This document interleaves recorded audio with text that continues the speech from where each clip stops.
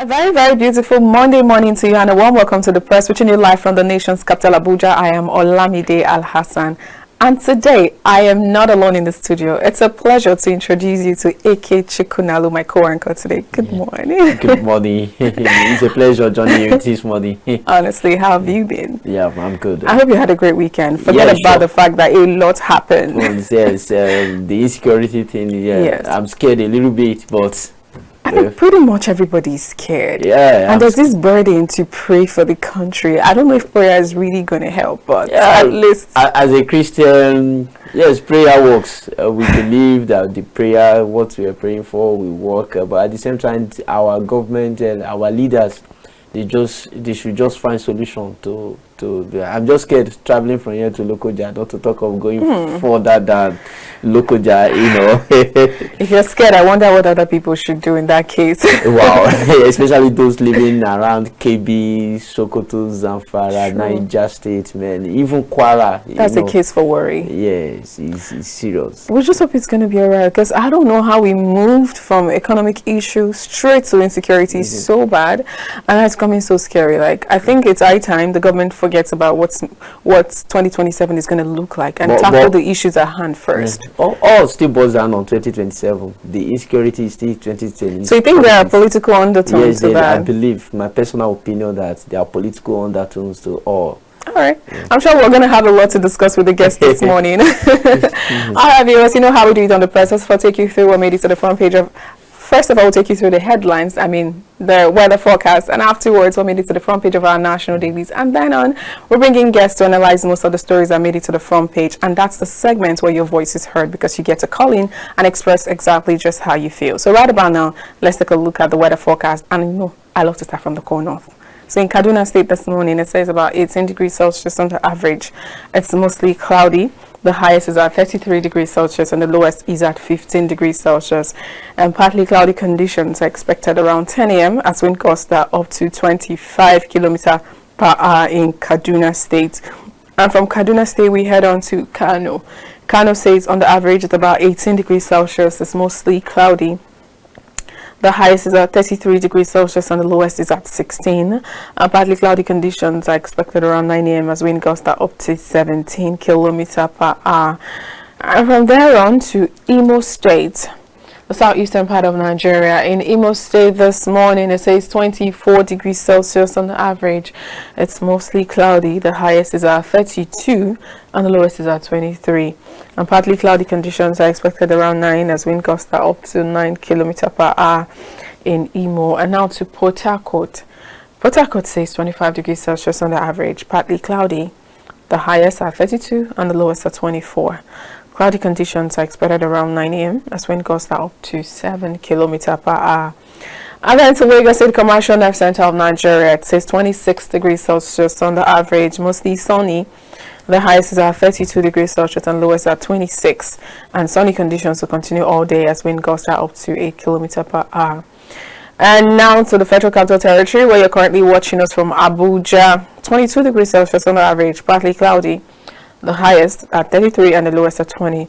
And sunny conditions are expected around 9 a.m. as wind gusts are up to 16 kilometers per hour. Well, that's it on the front page of... That's it on the weather forecast for this morning. And now it's time to see what made it to the front page of our national dailies. Over to you, AK. Okay, firstly, we will start with First Daily. After days of horror, 50 Catholic students escaped kidnappers, return home safely. Pope Leo demands immediate release of Niger school hostage. 5 Bauchi police officers killed in daring bandit ambush. Another story. Fresh terror. Boko Haram abducts 12 female farmers in Borno. Now on Kano. Kano speaks from Sokoto prisons. Rejects conviction. Alleges fatal judicial errors. And in KB closes all secondary schools as security fears worsen. 38 abducted Kwara worshippers regain freedom. That is a good news. And still on insecurity, seek help or step aside, PDP tells Tinubu. And lastly, on the first daily, Tinubu warns criminals, no one will be spared. What a good one from the president. I just hope that, indeed, as he said, no one will be spared. It will be beyond just the words of the mouth. It will be to actions. Well, now let's take a look at Voice of Liberty newspaper for this morning. Voice of Liberty says, mass school pupils abductions. Mass school pupils abduction. No child should be at the mercy of terrorists. Ramalan, Chairman, BOT.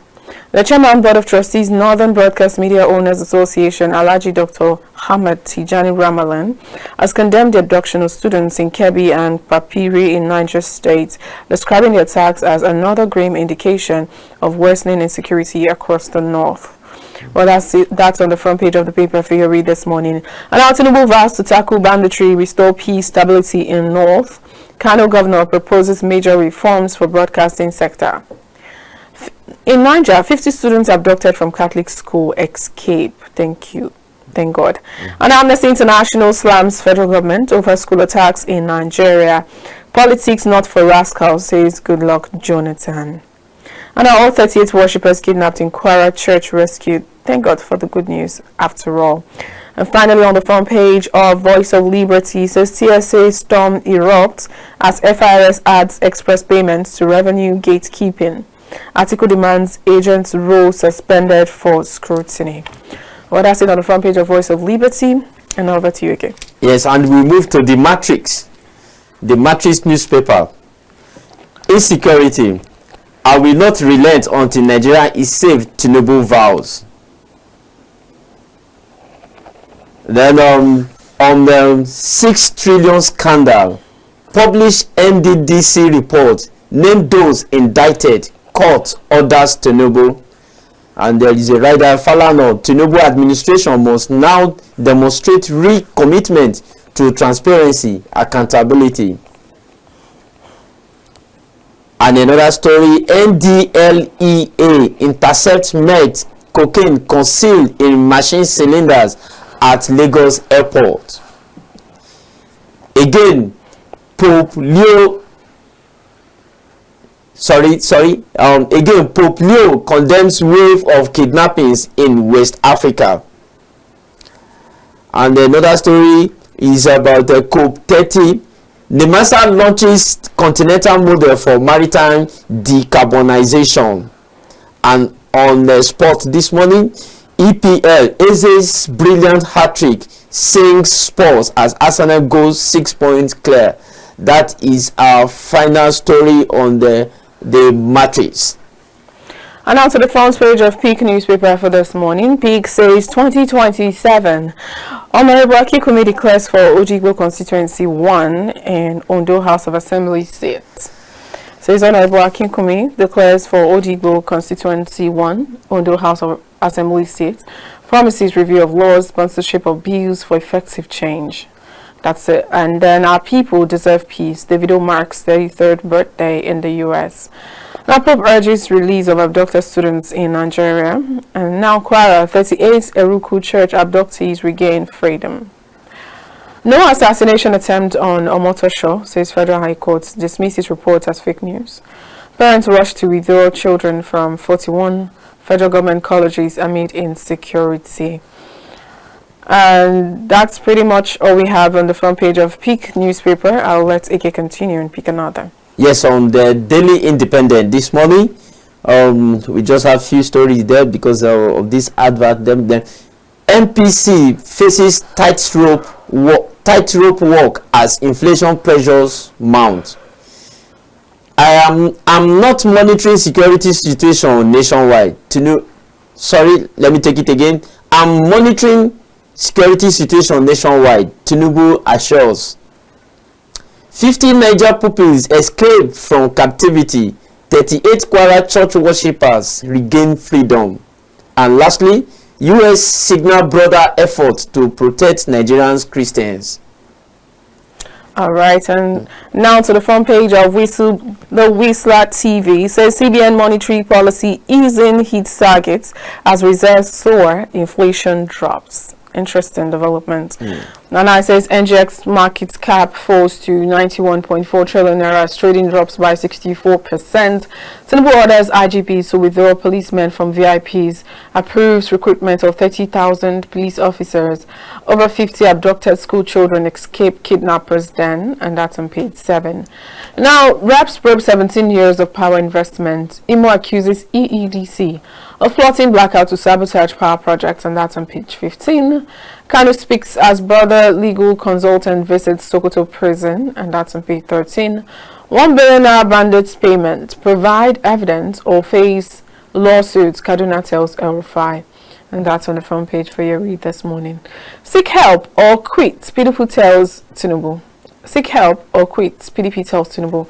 All terrorist sympathizers must go down, says Oyedepo. Pope seeks release of abducted students, teachers and worshippers, and that's on page 8. Army arrest kidnaps suspects negotiating 20 million naira ransom, and that's on page 6. And finally, on the front page of the Whistler TV, Cross River government revokes Mieti Allah cattle permit, bans movement. And that's it on the front page of the Whistler TV. I'll let you pick the next. Yes, I'm going to Daily Trust this morning. It's just one story at the headline this morning, and it's about insecurity. Another sad news here: 13 teenage girls abducted in Borno. And from Daily Trust, we move to The Nation. The Nation. 31 Kwara abductees rescued. 51 Niger pupils return zone. I won't relent, says Tinubu. And alleged $1 billion debt claim. First Bank, Access Bank, Zenith Bank MDs risk imprisonment over disobedience of court order. That's all on the Nation newspaper this morning, front page of Nation's newspaper. And on to the Daily Monitor. The Daily Monitor says insecurity. Tinubu orders withdrawal of police escorts from VIPs. Tinubu orders withdrawal of escorts from VIPs, approves recruitment of 30,000 additional police personnel, reiterates his administration commitment in tackling security. Archbishop Martins warns federal government against treating bandits with kid gloves, says Nigeria descending into chaos bemoans abduction of Kebbi schoolgirls, and that's on the front page for your read this morning. And now the HQ probes claims of troops withdrawal before Kebbi school abduction. That's another conversation. And now Nigeria will not disintegrate, says First Lady. St. Mary's school abduction, 50 pupils escape, reunite with families. Nigeria dismantles 6 syndicates, intercept meth, cocaine consignment at Lagos Airport. That's on page 6. And finally, on the front page of the Daily Monitor, Kwara government confirms release of 38 abducted church worshippers. Tinubu hails security forces over rescue of Kwara kidnapped victims. And that's it on the front page of the Daily Monitor. I'll let AK continue. Yes, and on the Guardian this morning, the front page says, screamed, international pressure mounts on FG as states close schools over kidnapping. International pressure mounts on FG, federal government, as states close schools over kidnapping. And lastly, on the Guardian this morning, still on the First Bank, Access Bank story, court warns FBN, Access, Zenith Bank MD against defying order in Nest Oil's alleged 1 billion naira debt. The Guardian says 1 billion naira. The other stories says $1 billion. But I guess when we read the story, you understand whether it's naira or dollar. And on leadership this morning, leadership newspapers this morning says newspapers proprietors elect Guardian's lady Alex Ibu president as leadership chairman joins executive. And just two story there. This advert is and then lastly on the leadership, alleged $1 billion Nest Oil debt. First Bank, Access Bank, Zenith Bank MD risk imprisonment over disobedience of court order. Okay. And our final paper for today, the Punch newspaper, says mass abduction crisis. Tinubu pulls 100,000 policemen from VIPs. That's on the front page. It says President meets service chiefs. DHQ reviews operations, and 59 pupils, 38 Kwara churchgoers freed. Audits uncovers over 61 billion naira payment breaches in NNPCL. States pile up 10 liters. States pile up 1.06 trillion naira debts despite record allocations. Well, that's on the front page for your read this morning. And that's all we for the front page of our national dailies. It's time now for a quick break. When we return, to be joined by guests for analysis of most of the top stories we read out to you. We'll be right back. Stay with us. Welcome back. You're still on to the press, and we're reaching you live from the nation's capital, Abuja. And now, still with AK now, it's time for us to analyze most of the top stories that made it to the front page of our national dailies. And our phone lines are open for you to call in and join the conversation this morning. Okay, I know you had a lot to say earlier. In fact, I had to tell you to chill so that we get to the segment so we could discuss it. You know, talking about the fact that 38 church worshippers have been freed, and then 50 students that were abducted have also been freed. Is it a case of being freed or being rescued? And if it's a case of being rescued, because there are two different things. Yep. There's a case of, I have freed you, you can go. So if I freed you, what are the conditions for being free? If it's rescue, it means that if I'm going to rescue someone, there has to be some other underlying indicators, which means that there's probably been some arrests and some other things. It's shrouded in some sort of, I don't want to call it secrecy, but it's not clear. What do you think? Well, for me, I think, government, they determine what, the information managers, they determine what people, they tell us what they want us to hear. Because if it's, just as you said, if it's about rescue, it means that they went into full action, they stormed the hideout, and get some people arrested, right? Get some of their properties, or that we serve as exhibit, and so I quite agree with you on that. That had it been his rescue, we would have seen some arrests. There will be some pictures.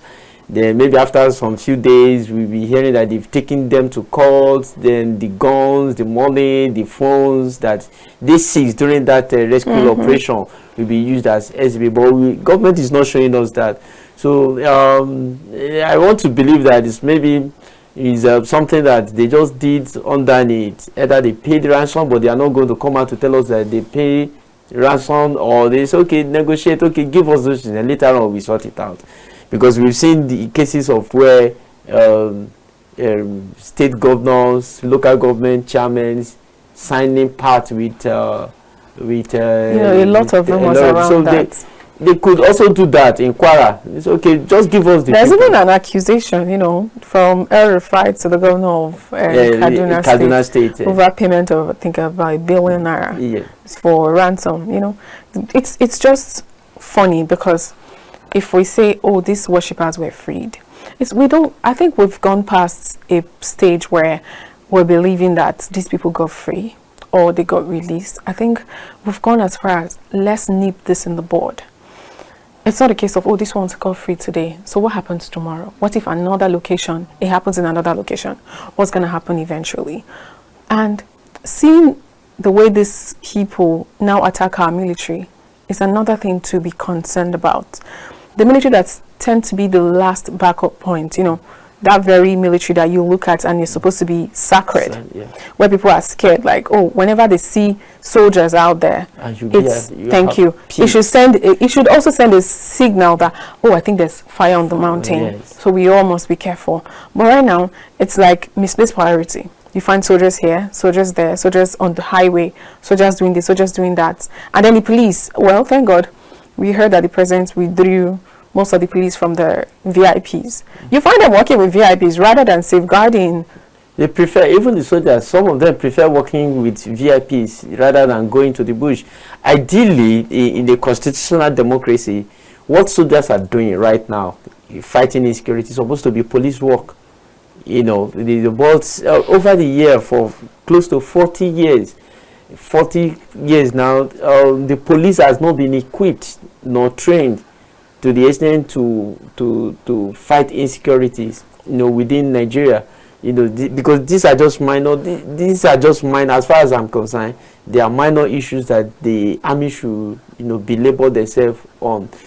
Army should, like, maybe our neighboring country wants to attack us, then army comes in, you know, but not in the case of police. Army going to Kwara State to go and quench or look for kidnapped. It's supposed to be police work, but unfortunately we are not seeing that. And it's also sad that the terrorists, the armed group, the insurgents, they've emboldened themselves that they are even attacking our soldiers. They are making records of it to show that this is what we can do. This is what we can do. And but I still maintain this, that our soldiers are not that weakling, or they are too weak to fight the insurgents. That is why I said earlier on that all is politics. As far as I'm concerned, is politics of violence. Somebody that is within the system, that understands the system, is also using all this to negotiate.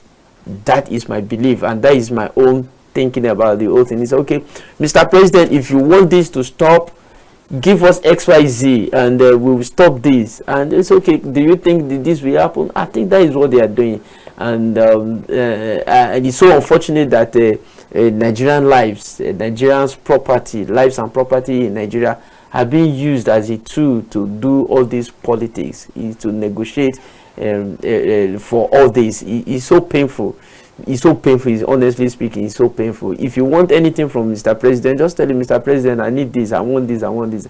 If you are in his record or part of his team, it's okay. But using the life of people, you know, to negotiate for what you want, it's so painful. Honestly speaking, it's so painful, because if you look at what happened in Kwara, it happened in Niger, it happened in KB State simultaneously, or would I say, you know, and they are all coordinated. I would just say a couple of hours apart. You know, like, so these people, they have enough information concerning our military. They have enough information concerning Nigeria. They have enough information regarding how we are going to react. If not that people are just shouting and people are scared a little bit, I'm sure these 38 worshippers that were released, I believe the armed bandits or whatever, they released them. It's not that any government institution went there to rescue them. They released them. Say, okay, you people can go. They let us make headlines that we've you know, released them. You know, what government need to do now is put everybody, call everybody, all stakeholders. You know, all stakeholders, you know, let them call them together and say, okay, let us solve this problem. We should not play politics with the life of people, with life of Nigerians, just as we did in 2015 when Jonathan was in president, and this same president and the likes of El-Rufai and co, they were writing letter to the United States that they should not sell arms to us. We should not play politics with this. We should not play politics with the life of Nigerians. We should not play politics. Look, just imagine what is happening now in our educational sector. You know, virtually all school for are closing. Why should that even happen? And you know, there are questions as to who gave the order for the military to be withdrawn in Niger State before that attack happened. That's why I say it's politics. Somebody have information about what's going on. Somebody gave order, and somebody that they will respect. Now, who gave that order? Is that order legal? But the question now is it the military that's supposed to be guarding schools? Yes, that is an aberration. We've lost it completely. Yes, we've lost it. It's an aberration. There is one school close to my house there, private. Yeah, at the point in time, it was the military that was guiding the place.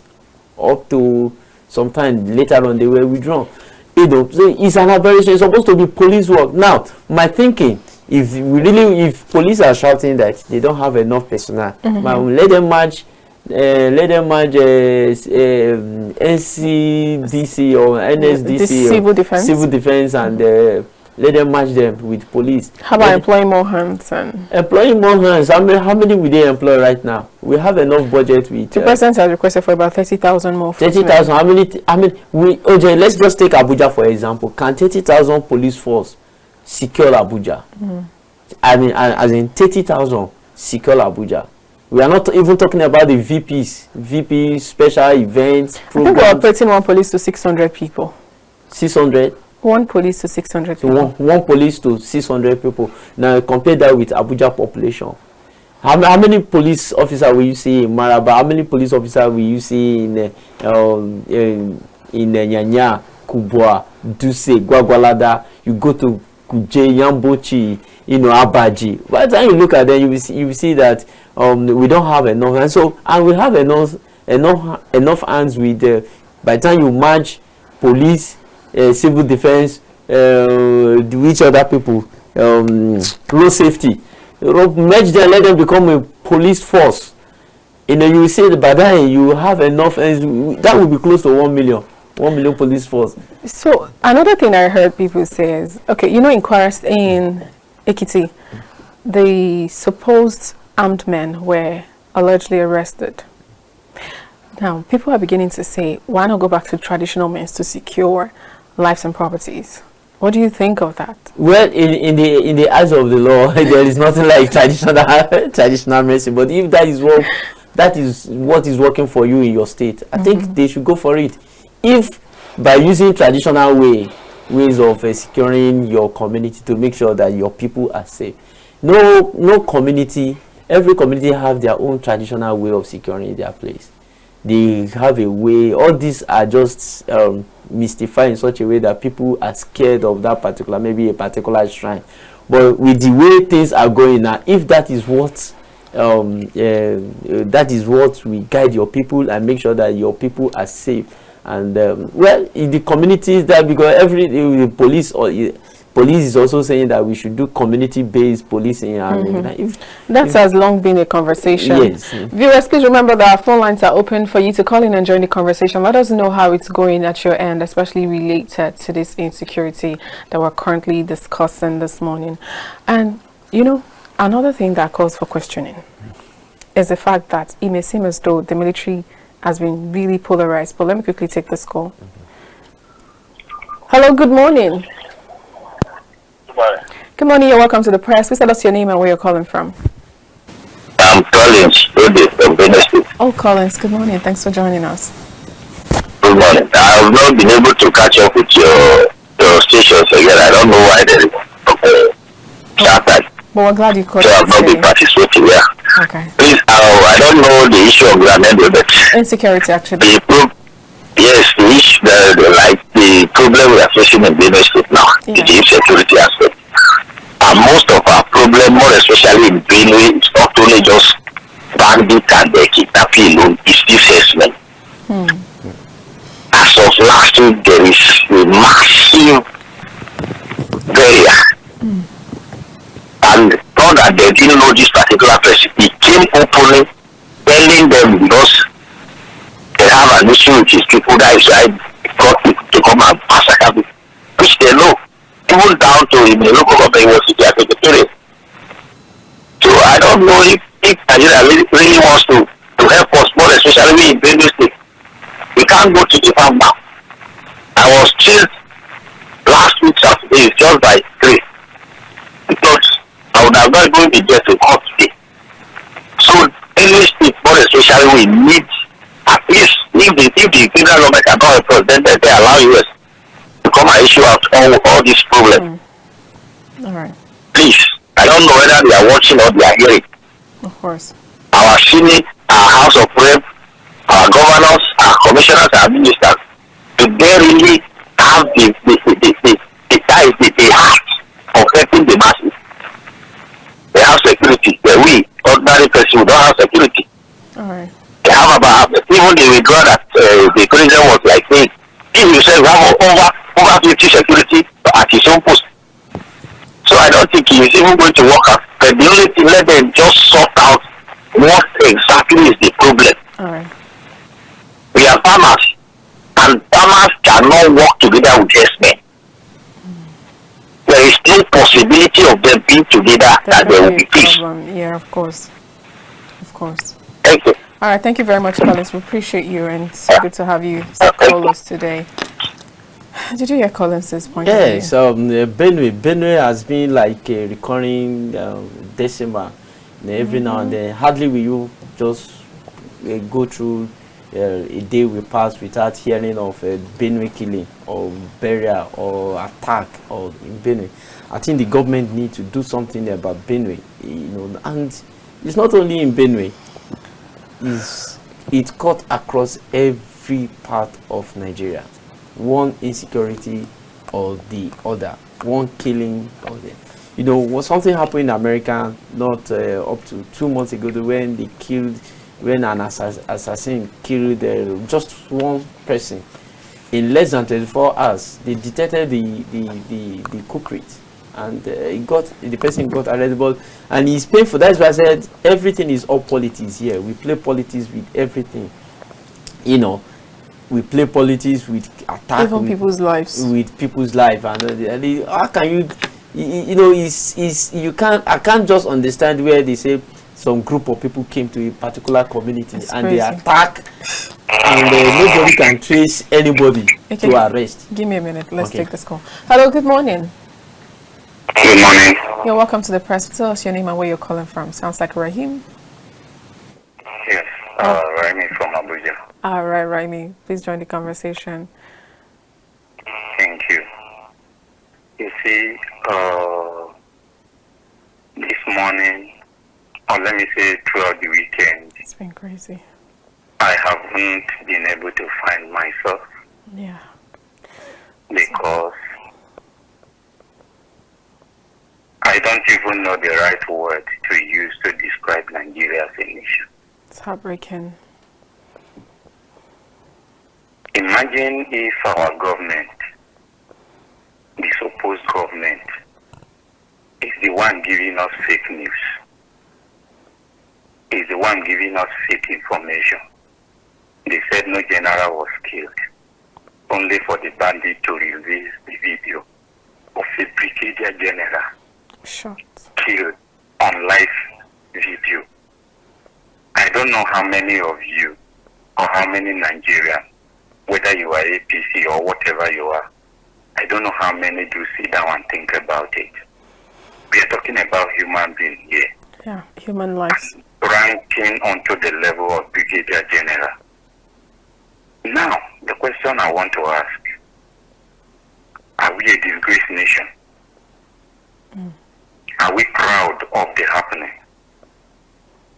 Can we sincerely, in our secret, tell ourselves that we are proud of the happening in Nigeria? What is the end goal of this mission? What is the end goal? What are they seeking? These are the things, these are the questions we should be asking ourselves. Do we believe that this mission is to progress Nigeria? Do we believe that this mission is for Nigerians or against Nigerians?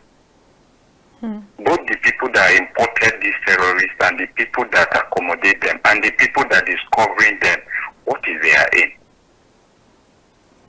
Good question. One day, not far from now, justice will prevail. Amen. Those of us who believe in truth, just as the Bible says, you shall know the truth and the truth shall set you free. Those of us who believe in the truth will definitely be alive to see the end of this. We have seen it before. We will see it again. Those who choose to live in delusion, they will go for it. It's not a cause. It is justice. Thank you. All right. Thank you so much, Raimi. We appreciate you for your kind words. A lot of Nigerians feel really heartbroken. Yeah. Even during the week, just like as he said, I was heartbroken and I was scared. Honestly speaking, I was scared. Look at it happened in Niger. It happened in Kwara. These are states that are sharing border with Abuja. I think Kwara is sharing boundary with Abuja on one end, Nasarawa State, Niger State. I think at the early hour of Friday, bandit came to somewhere in Buhari, either Thursday or Friday like that, and we were talking about kidnap there, kidnap here, attack here, attack here. So gradually these people are moving, they are moving. Who knows when, who knows how these people will penetrate Abuja. And when they get Abuja, you know what it means. And it's so painful that we have the headquarters of Nigerian army, the military, here in Abuja, and they've not been able to secure. If they cannot secure Abuja, where else will they secure? Where else? So I want to tell Mr. President right now that Mr. President should step up the game. No politics, no politics. Yeah, if you know, if just as we were told that they know the people sponsoring them, let them deal with them. Let them, arrest. Let them, annihilate all the people perpetrating this terror on Nigerians. And it's so painful and hurtful when they say that the people doing this are not Nigerians. When the people that are doing this are not Nigerians, it means that they can handle them because they are not Nigerian. Get them and just get rid of them in the system. Get rid of them, So, Mr. President, please and please, deal with this insecurity. And I pray that Nigeria will see a very bright future. We keep praying, and sometimes it goes beyond just praying to actions, because of course, faith without action is missing. There's always a missing line somewhere there, because faith itself is an action. So we must take decisions. And the conversations around the fact that the DHQ, Nigerian Army Headquarters, is actually probing claims of troops withdrawal before Kebbi school abduction is something worth talking about. For how long? How long will that probe be? This is more or close to 1 week now. We've not heard anything. How long? We should not. It's just funny because not just the probe now, also the killing of the general. Yes. Brigadier General. I expect heads to roll because there were conversations of the fact that he revealed his location to some persons, hoping for help. So how did they intercepted that conversation between him and the headquarters? There has to be a mole somewhere. Yes. Something is missing. But we've not come out to hear anything. And I believe that at this point, heads should have rolled already. Maybe the president needs to, sit back again with his chief of defense staff and then speak with all of them, like his service chiefs. Speak with all of them. Understand the synergy, because it's a case of, there are situations where an order is given from maybe the top, and then a different reality is happening on the floor. The question is, the service chiefs, are they so aware of what's happening on the floor? Because you cannot sit here and expect that you would have everything under control. That's why we talk about micromanaging information, intelligence coming. How much intelligence do we have? We've not even seen where intelligence has truly bailed us out of those situations. Because if we have that proper intelligence on ground, then a lot of things should have been averted. Okay, you know why I say we have? After that KB kidnapped, the governor came out to say, is it the governor or the DSS came out to say that we shared intelligence with them that something like this is going to happen? That's what I'm saying, that we've not seen where those intelligence have bailed us out. Yes, it's because we are playing politics. Nigerians are playing politics with all this. Because when sometimes the people that will be involved might be members of their family. People that are perpetrating this thing will be members of their friends or known people or powerful people within the system. They're like, you can't touch so personal. So they are sacred cow. That's how I see the whole thing. Because if they are not sacred cow in the system, DSS released information that this is going to happen. This is going to happen. Take charge. Then what they should have done is to increase the security around that school. Now we are not hearing that somebody gave order for the soldiers to be withdrawn. It happened in Chibok. We heard that too. So what are we talking about? It's just because we are not sincere as a country. We are not serious as a country. That is why we are having all this. If we are serious, by now we should have learned lesson from Chibok girls.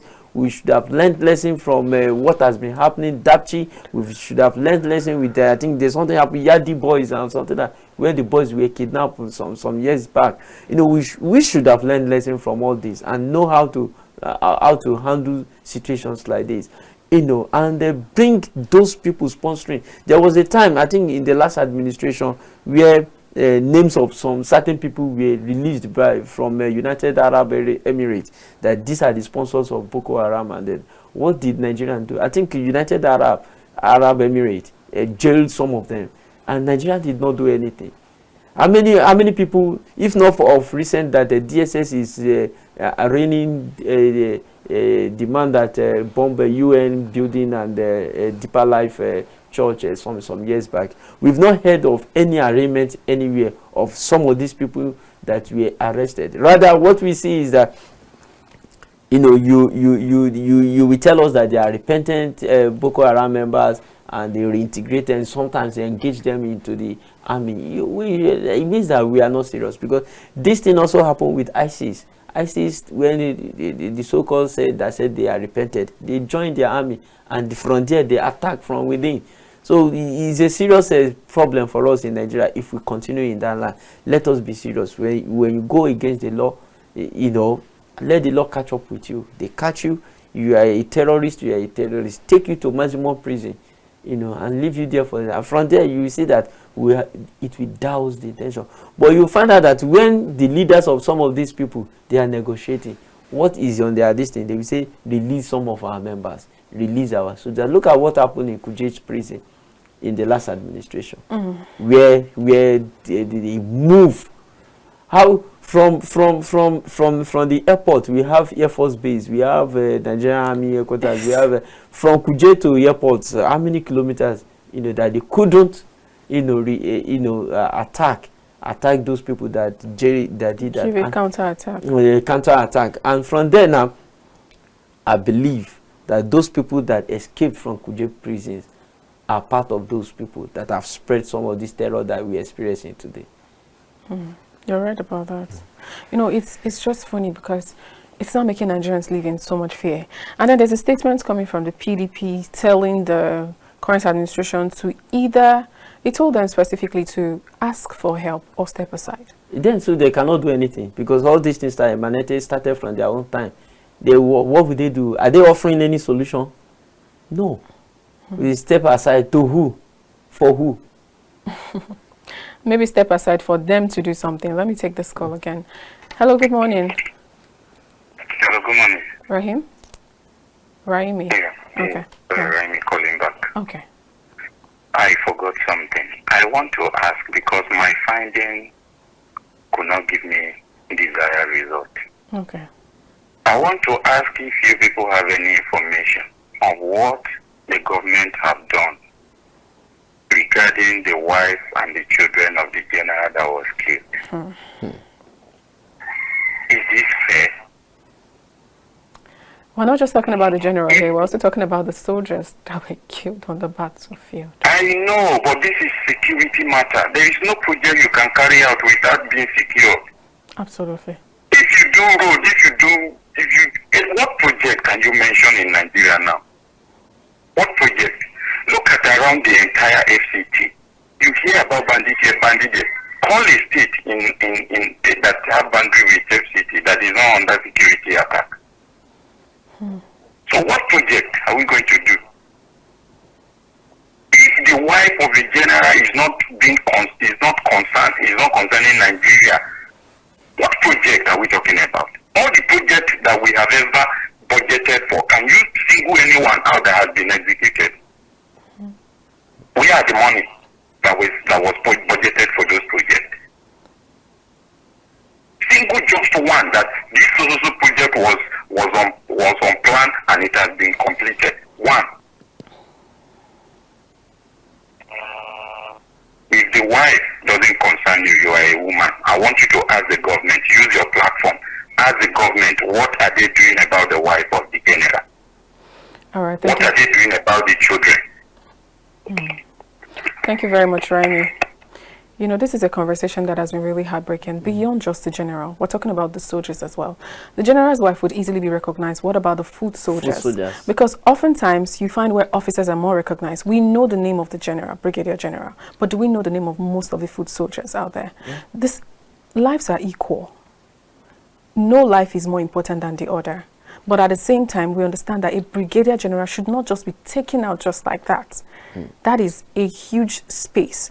That is the height of, should I say, disrespect to the military. Yes. And I expect actions to have been taken almost immediately to make sure that they wipe out those people involved. Not just those people involved. Like I said earlier, I was talking about the fact that by this time, heads should have been rolling already.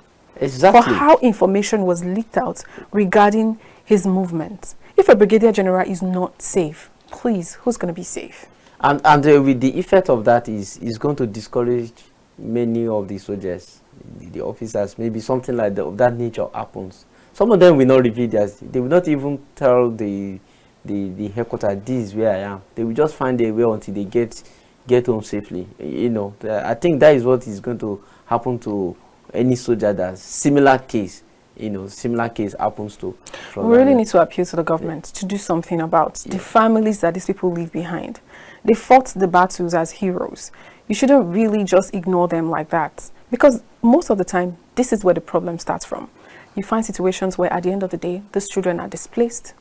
They probably come and eject them out of the barracks, and a lot of things. They become stranded. Yeah, Not just the children, even the wives as well. The army, they've changed they've reformed some of those things, that happened in the past. Let's quickly take this particular call. Good morning, Eso Dudu from Cross River. Good morning. Thanks for joining Imagine us. the beautiful Nigeria with Captain Television. Good morning. Good morning to you, Mrs. Olamide Alhassan. Good morning, sir. Good morning to you, our lead AK analyst, Chukwunalu. 2025, Mr. Ike. Yes. Good morning, sir. And good morning to our esteemed viewer. Yes, let me lend my voice to the review. Most especially, I will take it off from the general issue.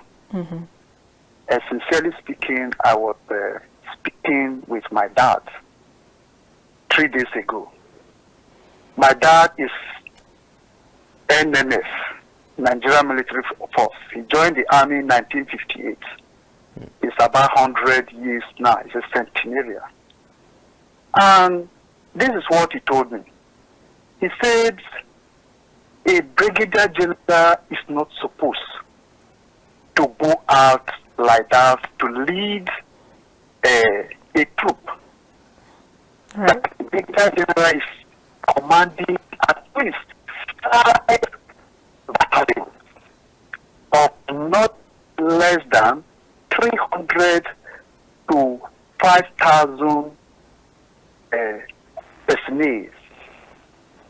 Now, that a general of that magnitude, side or condescend so low, militarily wise, to actually lead that kind of troop. And that from what we are hearing, that the general do not just died or was captured immediately. When they actually attacked them, he was in the bush for about some days, tried to maneuver his way. That was until when he called the headquarters that something actually played out. That if only the general was wise and decided not to put a call, God would have probably saved him. And I will say this, that this general is very true Nigeria. Look at what Mr. Ike said. The United Arab Emirates actually brought out the names of some persons that are sponsoring Boko Haram, ISOP, and the rest. What has the government done? Look at what happened to the Chief of Defense Staff. He made a declaration that very soon they are going to name those sponsoring Boko Haram and others. And not less than a week, it was pushed out. Go back to what happened around the Niger Republic some years ago, where they captured the terrorists. And after serious we need you to wrap up on that. Yeah, our time is fast spent already. Yes, after serious interrogation, the terrorists actually dish out a wonderful revelation. All right. What has the government done? It is a shame on the Nigerian military. It is a shame on Nigeria as a sovereign nation as we are calling ourselves. I don't think we are sovereign now. Right. Because if you are sovereign, a general will not be captured like that. And nothing has been done. All right. May God continue to bless us. If the Amen. president is serious, he must do the needful now. Absolutely. He must do the needful. Thank you so much, Asodudu. We really appreciate you for your kind words. Okay, I'll just take your rounding up thoughts in 30 seconds. Well, to close this section, I would just advise Mr. President, do not play politics with the lives of Nigeria. All right, thank you so much, viewers, for being a part of the show today. We really do appreciate you. I am Olamide Al Hassan, and I'll see you again next week. Bye for now.